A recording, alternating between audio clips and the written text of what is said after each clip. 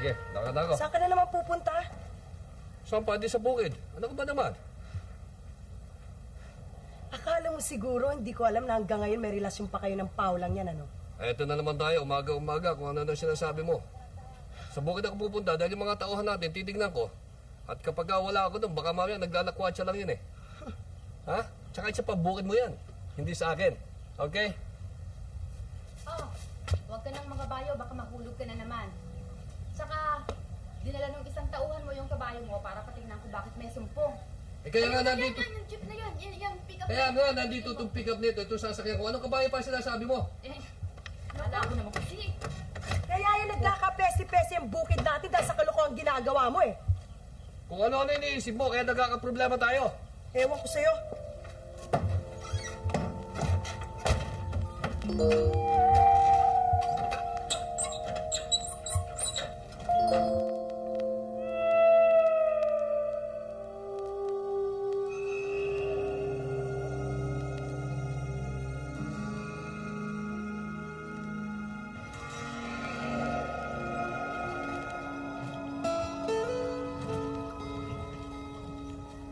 Ano ka ba naman, Delia?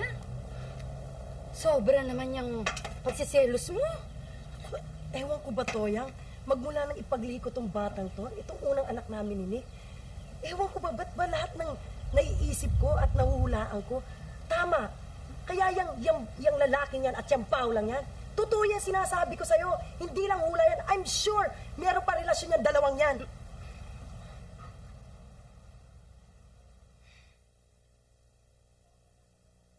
Sobra ng pagpapasensya ko, Nick. Sabihin mo dyan sa asawa mo, ha? Kung hindi lang sa minana niya, ako ang pinakasalan mo. Ang pinagtataka ko, maingat naman ako. Tayo. Oh. Pero lumakas ang pakiramdam eh. Mula nung mag-umpisa siyang maglihi, lumakas yata ang tuition eh. Lahat ng babae, malakas ang pakiramdam kapag niloloko. Ganyan din ang pakiramdam ko nun eh. Ako ang una. Ako ang tunay mong mahal, pero... Paula, hindi ba sabi ko sa'yo, kontintis na lamang, hinday ko muna mag-anak siya. At pagkatapos, di wala nang pakialam yung kanyang kamag-anak kung may anak na kami. Ikaw naman, hindi ka marunong magtiis eh.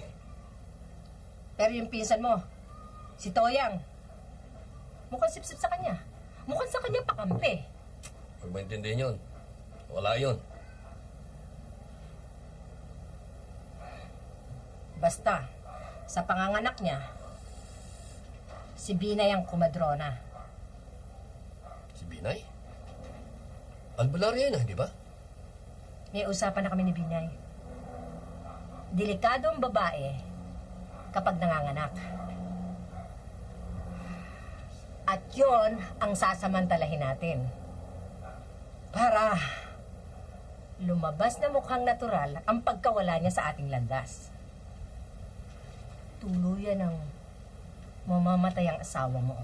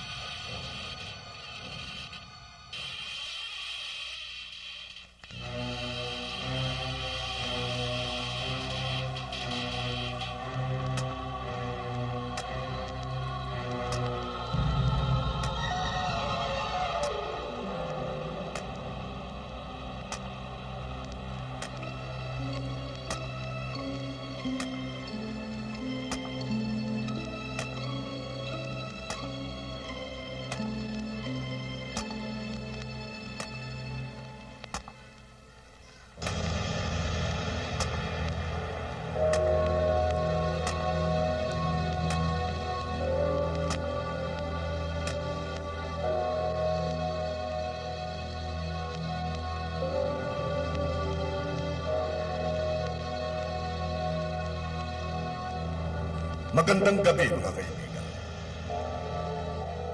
Ang tao ay biniyayaan ng kanya-kanyang katangian. Ang katangiang ito ay maaaring gabay natin sa kabutihan o kasamaan sa kapaligiran natin. Ano man ang ating matuklasan na hindi pangkaraniwan sa ating katauhan, huwag nating ikatakot sapagkat may dahilan ang pagkakaroon ng kakaibang kakambal sa ating pagsilang.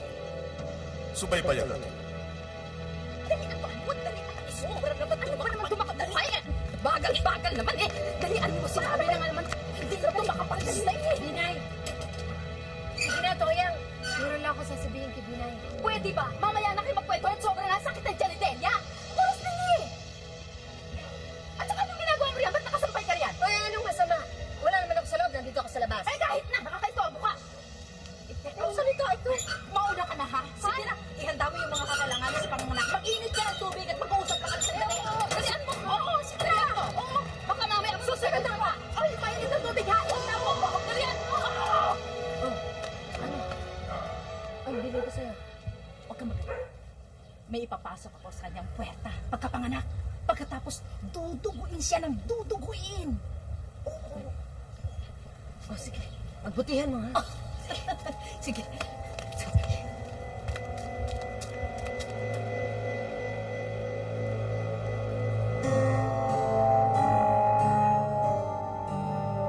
Ire!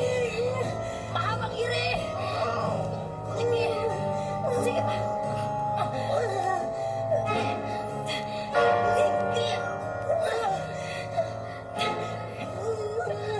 Sige. Ire!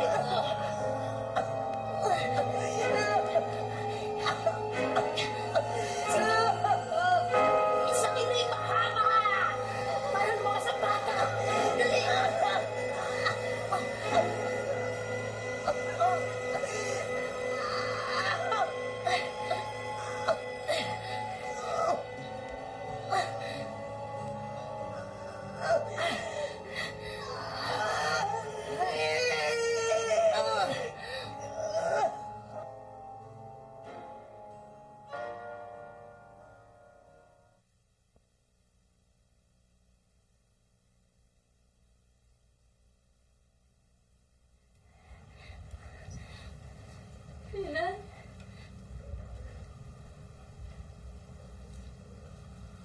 Nick!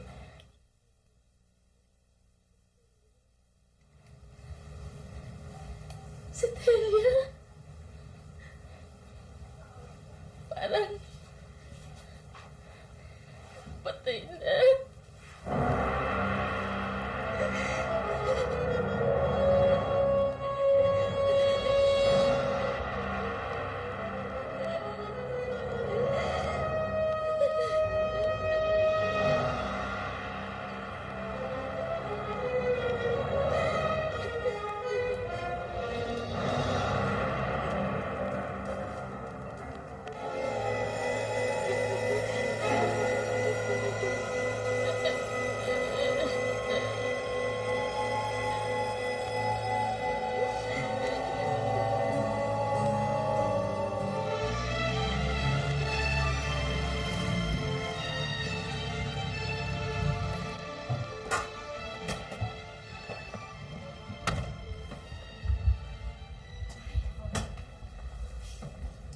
Kinakabahan.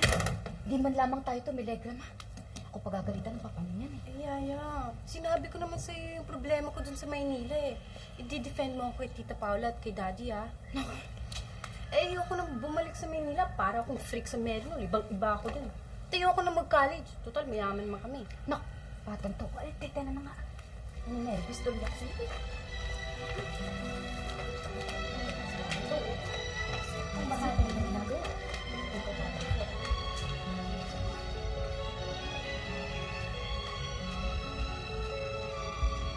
Daldal ka ng daldal na hindi mo naiintindihan ko. Paano naman tayo mag-uusap ng matino? Eh, paano ka lagi kang ganyan? Daddy!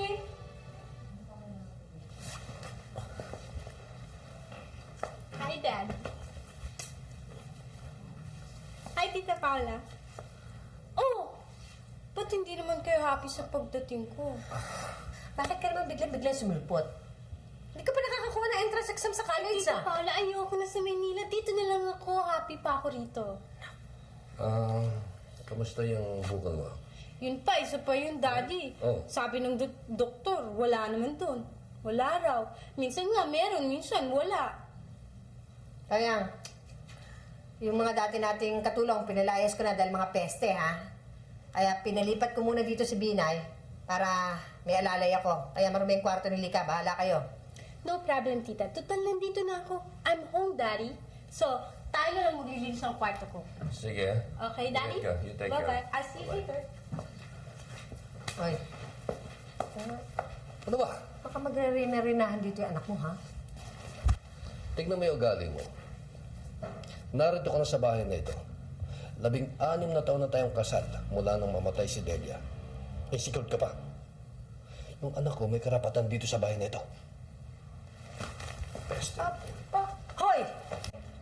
Baka mamaya yung paglabas-labas mo yan, babae ka na naman, ha? Naku, ayan ka na naman. Umaga Hoy, ka. kung ka nakakalimutan yung ginawa mo kay Delia, baka mamaya ginagawa mo rin sa Pwede akin, ba yan, ha? pinigil ka? Umaga ang ingay mo. Nakakakulili ka ng tenga eh. Ah, baka siya pa may ganang magsisigaw, ah! Umaga, ang ingay nitong babae ito. Wala ko, akala mo walang kasalanan to? Sige!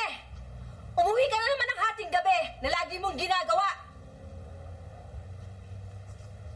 Buisit!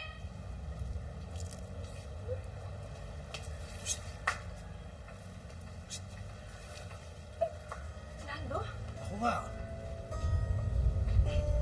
bakit ka narito? Kailan ka pa tumakas? Tumakas, kaga. Pagkatapos na hindi mo ko dalawin mahigit sa punto, sasabihin mo tumakas ako. Ano? Eh, kadadating lang ang anak ni Nick. Okay. Wrong timing ka eh. Bakit ba? Bakit ba? Halika, gusto kitang mahawakan. Hindi pwede to eh. Ano hindi pwede? Lalong hindi pwedeng ginagawa mo sa akin. Pinayagan kitang pakasal sa lalaki yun dahil may pera. Pero huwag mo akalain habang buhay kang sa kanya. Sa akin ka pa rin. Gusto mong kamatay tayo rito. Ngayon pa nakalabas na ako.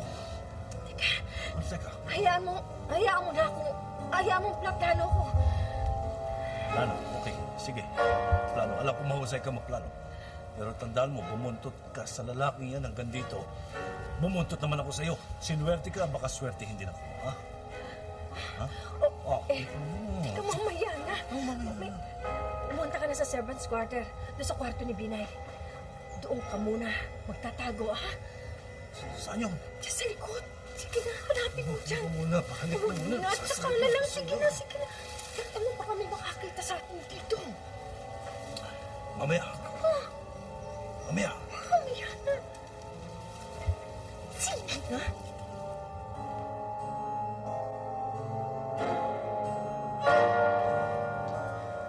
Laika, Iha? Gutom ka na? Gusto mo igawa kita ng merienda?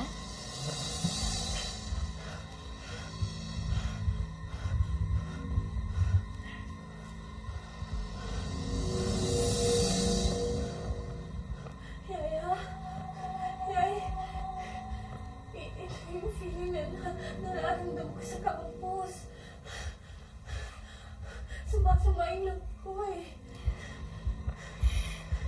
Kaya tayo umalis sa Maynila para makapagbakasyon ka. Yung pala dito rin. Yaya? Yay, huwag mo sabihin kay Daddy, ha? Ikaw lang may alam nito eh.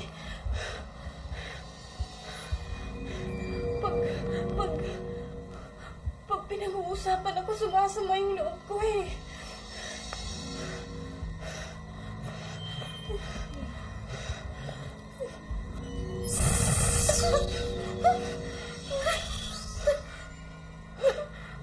Mag-iinit na naman ang loob mo, ha?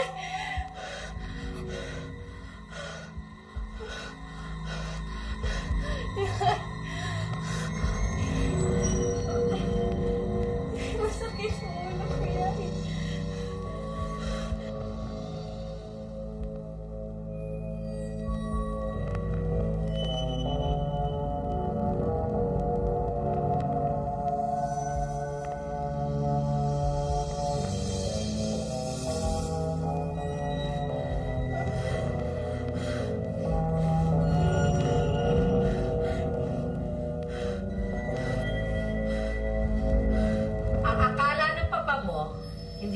dito sa probinsya. Kaya pinadala ka sa Manila para doon mag-aral. Yung pala, Paula, hindi naman ang sakit sa ulo lamang ng bata ang problema eh. Ano? Ang dapat dyan, patingin sa espesyalista sa utak. Please, Tita Paula, do not nag me. Anong nagnag? Ayan si Binay. Albulare yan. Kasama natin dito sa bahay. Para na rin tayo may kasamang doktor. Binay, tingnan mo nga ito.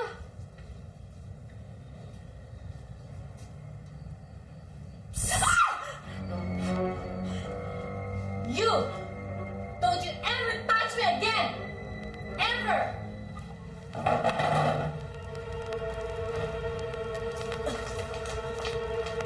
Binay, bakit? Yung noon niya, nakakapasok. Mas matindi kaysa pagkapasok ko nung bata pa siya. Baka may sa demonyo yan.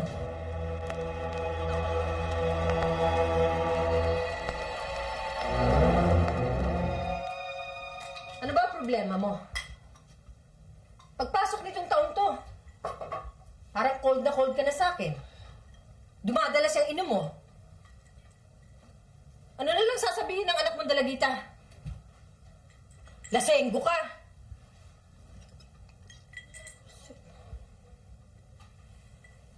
Alam mo, Paula, naging sunod-sunuran ako sa'yo.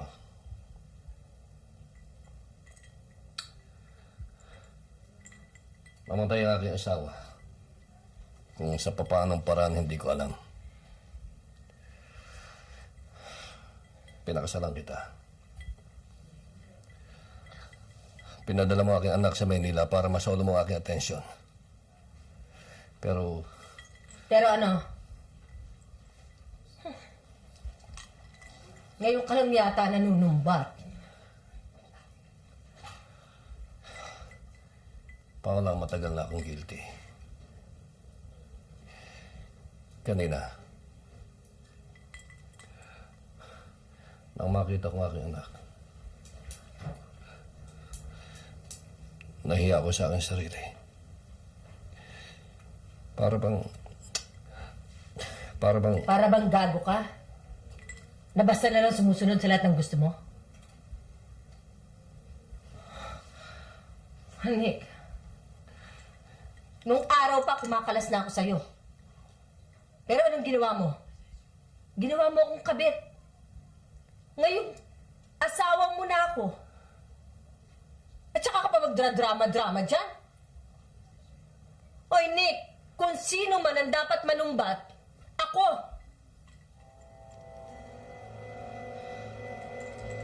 Wala ka ng panahon sa akin. Kay tagal nang wala kang panahon sa akin. Mas gusto mo bang katabi ang bote niya kaysa sa akin eh. Buisit!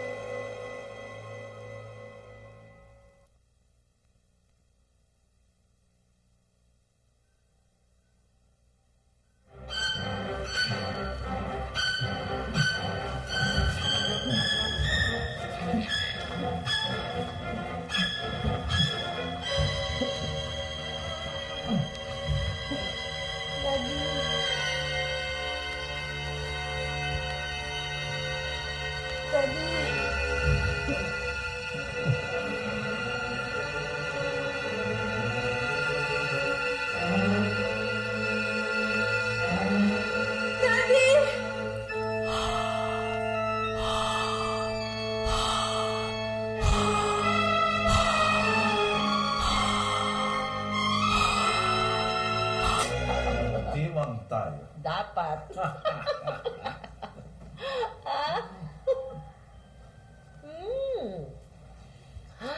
Oh, ano pa Ako ngayon? na Hindi. makakanta sa inyong dalawa. Kalalibing lang sa pinsan ko. Halakhakan na kayo ng halakhakan. Paano kayo nag-fiesta? Bakit yung lalaki niyan? Kamamatay lang ng pinsan ko.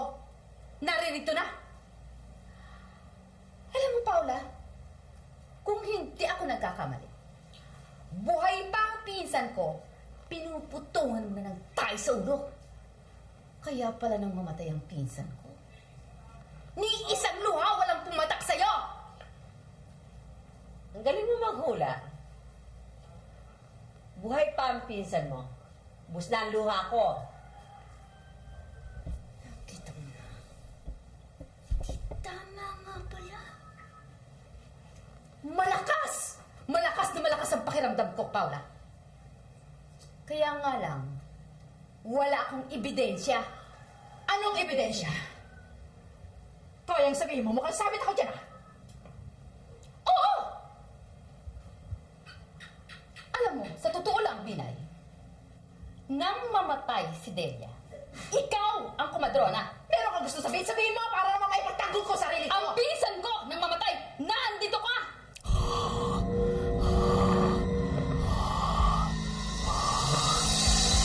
Oh, marami nang alam ang babae yan, ah.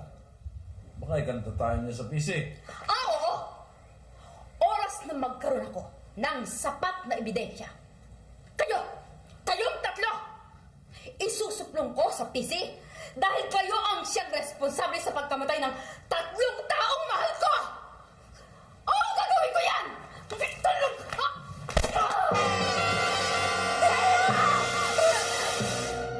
Ang tapang-tapang mo! Ha? Yan ang kala mo! Nakikialam ka sa buhay ng may buhay! Kita mo, di natikbang ka ngayon!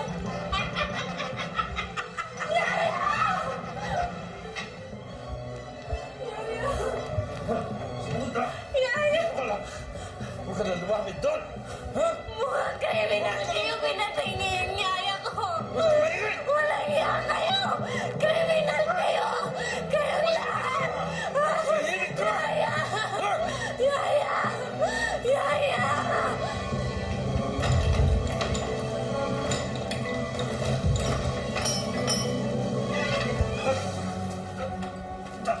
Bakit na? Maswerte ka. At may dahilan kung bakit hindi ka namin pinapatay. Kung hindi, kasama ka na ng tatay mo, ng yaya mo, at ng nanay mo. Pero oras na mawala ang dahilan na yon, papatayin ka na rin namin. Sige, Ha? salo! What? Diyan ka! Saan na? Ha? Saan na ba yan? Buksan niyo to. Tulungan niyo ako. Buksan niyo to. Pinay! Ano ba? Buksan niyo to. Buksan niyo to. Tulungan niyo ako. Buksan niyo to. Buksan niyo to.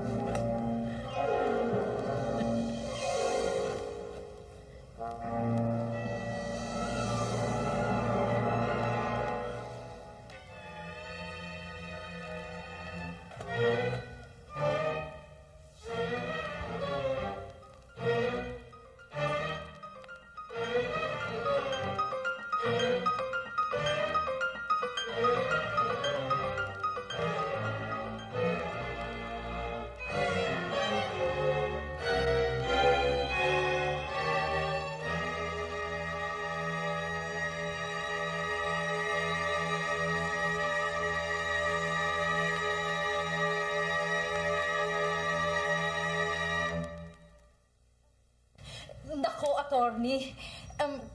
kakaalis-alis lang ni Mrs. Isinugod si Laika sa Maynila. Natatandaan niyo yung pagsakit-sakit ng ulo ng anak ni Nick kay Lydia? Iwanan na lang ninyo ang address niyo sa poblasyon para siya na lang ang pumunta sa inyo. Para malaman niya kung ano at paanong paraan ang gagawin niyang pag-aasikaso sa kanyang ari-arian. Sa ari-arian na iwan ng kanyang asawa.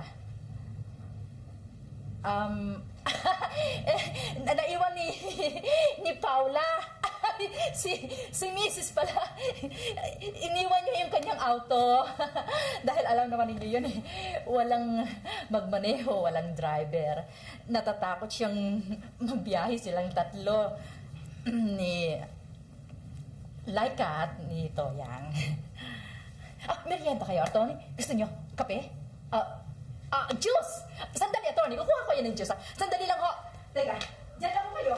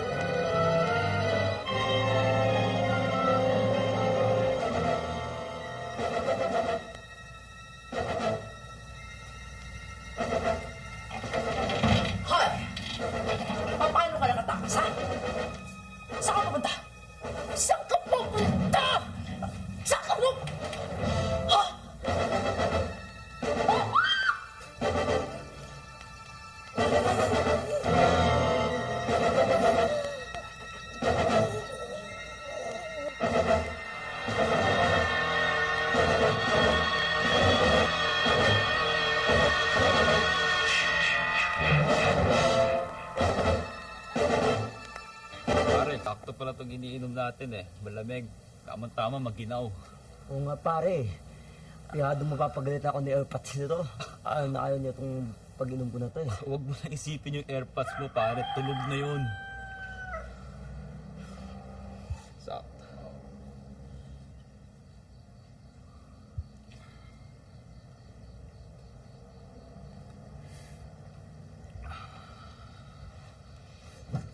Aba, babae. Miss, naliligaw ka yata. Ating gabi na.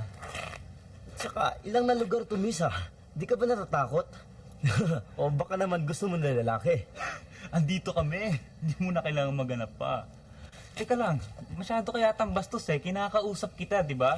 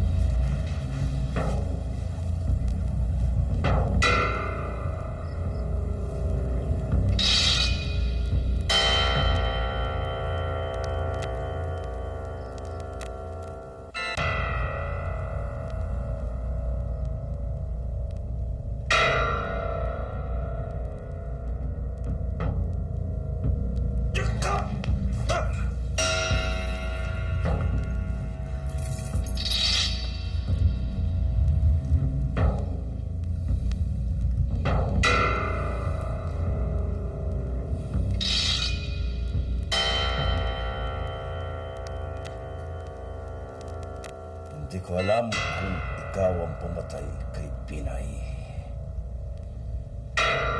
Pero may duda ako na ikaw ang dahilan ng pagkalusaw ng kanyang mukha.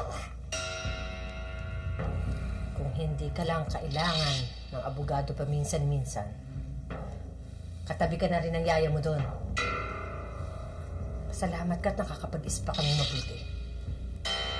At habang nag-iisip kami, makakabuti yun para sa'yo. Gaga. Areglohin tong mga kadena. At dagdagan mo ang mga kandado sa pintuan. Naghahanda ako ng makakain tapos ililibing natin si Binay.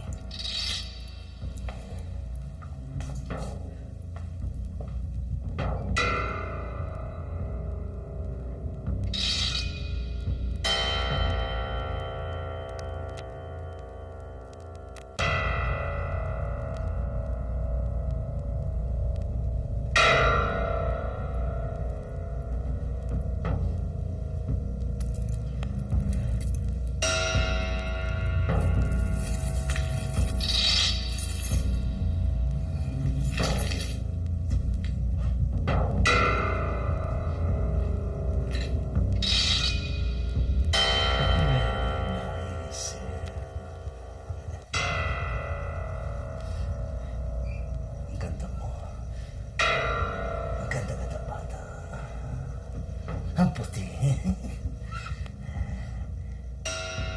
Gusto mo itakas kita? Ha? Sumama ka sa akin. Maganda ka. Sariwa. Mabuti. Hindi ka tulad ni Paula. Makunat. Puro baiklat. Sumama ka sa akin. Sumama ka sa akin. Tayong dalawa na lang. Ha? Tayong dalawa na lang. Tayong dalawa na lang. Sumama ka sa akin. Pag sumama ka, patay si Paula. Pero pag hindi, ikaw ang patay niya. Alam mo ba, siya ang kapural lalaki ito. Siya ang pumatay sa mami mo. At siya rin ang pumatay sa dati mo. Alam ba yun? Ha?